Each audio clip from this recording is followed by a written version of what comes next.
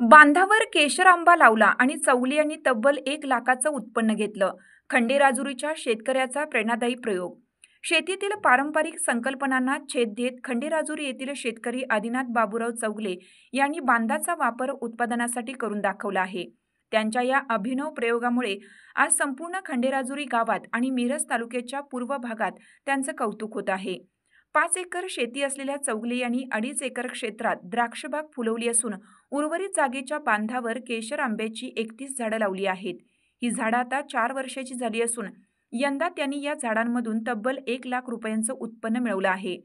प्रत्येक झाडावर सुमारे 250 आंबे लागले असून प्रत्येक आंब्यांचं वजन 300 ते 400 ग्रॅम इतकं आहे. ही झाडं खंडेराजुरी येथील ब्रह्मनाथ मंदिराच्या दक्षिणेस त्यांच्या शेतात लावलेली आहेत. केवळ शेतीपुरती मर्यादा न ठेवता नव्या पद्धतीने विचार करून अतिरिक्त